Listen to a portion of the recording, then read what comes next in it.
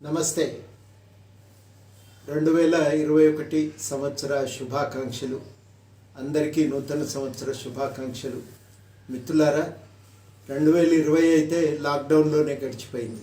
ఈ కరోనా మహమ్మారి మనం ఎప్పుడో 100 ఏళ్ల కిందట వచ్చిందట. అప్పుడు ప్రపంచాన్ని గడగడలాడించిందట. ఆ చరిత్ర అయితే మనకు తెలియదు. గాంధీ గారి స్మృతులు చదువుతుంటే అవి కొన్ని గుర్తుకొస్తున్నాయి తప్ప, వాటి ఆనవాళ్ళు కనబడుతున్నాయి తప్ప మనం ఎరగం.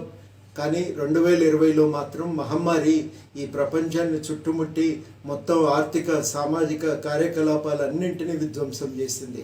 మనిషే స్వభావరీత్యా ఒంటరిగా బతకలేడని అరిస్టాటిల్ అంటాడు. నలుగురితో కూడితే తప్ప మనిషి కాడు అని.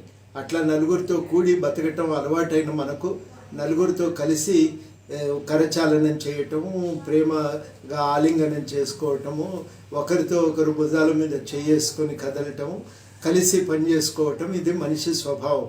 దానికి విరుద్ధంగా మనం అందరం కూడా ఇళ్లల్లో బతకాల్సి వస్తుంది. మూతికి బట్టలు కట్టుకొని ఒకరి నుంచి ఒకరు దూరంగా నిలబడి భౌతిక దూరాన్ని పాటిస్తూ కరచాలనం ఆలింగాన్ని వదులుకుంటూ ఇవాళ మనుషులం మనం నిజంగా ఎవరి గూళ్ళల్లో వాళ్ళు బతకవలసిన పరిస్థితి 2020 తీసుకొచ్చింది. చాలా దుర్భరమైన జీవితమే గడిపినాం.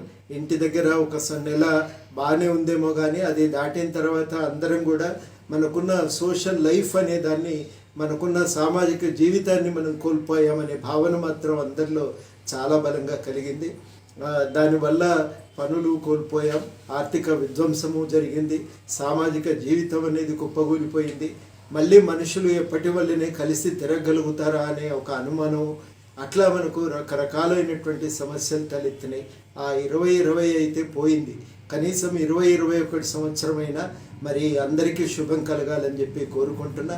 పోయిన ఉద్యోగాలన్నీ మళ్ళీ పునరుద్ధరణ జరుగుతాయని, పోయినటువంటి ఆ సామాజిక జీవితం మళ్ళీ ఇవాళ చిగురిస్తుందని అందరం కూడా ఆశిద్దాం. అయితే దానంతట అదే అన్నీ మళ్ళీ మారిపోతాయి. ఎప్పటి వల్లనే సమాజం మళ్ళీ యథాతథ స్థితికి చేరుకుంటుంది అనుకుంటే మాత్రం చాలా పొరపాటు. దానికోసం అందరం శ్రమించాల్సి ఉంటుంది. ఎవరికి వాళ్ళం మనకు తోచిన ప్రయత్నం మనం చేయవలసి ఉంటుంది. అందుకోసం ప్రత్యేకంగా ప్రభుత్వాలు అయితే ఈ ఉద్యోగాల పునరుద్ధరణకి, ఆర్థిక వ్యవస్థ యొక్క పునరుద్ధరణకి పూనుకోవాలి. ఇవాళ ప్రత్యేకించి మనం తెలంగాణ తీసుకుంటే ఇటు స్కూళ్ళు బంద్ అయిపోయి, అటు రియల్ ఎస్టేట్ వ్యాపారము కుప్పగూలిపోయి, ఇటు వ్యవసాయ రంగము దెబ్బతిని మొత్తం మీదనైతే ఆర్థిక రంగం అతలాకుతలమైంది. మళ్ళీ ప్రభుత్వాలు పూనుకొని ఈ రంగాలన్నింటినీ కూడా ఆదుకోవాలి. ఫీజు రీయింబర్స్మెంట్ ఇచ్చి స్కూళ్లను, ధాన్యం కొనుగోలు చేసి వ్యవసాయాన్ని, రియల్ ఎస్టేట్ వ్యాపారాన్ని ఏమో ఎల్ఆర్ఎస్ను రద్దు చేసి వాటిని పునరుద్ధరించాలి. అదేవిధంగా ఉపాధి కల్పన మీద బాగా దృష్టి పెట్టాలి. ఖాళీలను భర్తీ చేయాలి, నిరుద్యోగ భృతి చెల్లించాలి. ప్రైవేట్ రంగంలో కూడా ఉపాధి పెరగటానికి కావలసిన చర్యలు తీసుకోవాలి. ఇవన్నీ తీసుకుంటే తప్ప మళ్ళీ మనము పూర్వపు స్థితికి చేరుకోవటం సాధ్యం కాదు. అట్లాంటి చర్యలన్నీ గవర్నమెంట్ తీసుకుంటుందని, మన జీవితం మళ్ళీ ఎప్పటి వల్లనే మళ్ళీ మన జీవితం కొనసాగుతుందని అందరం ఆశిద్దాం.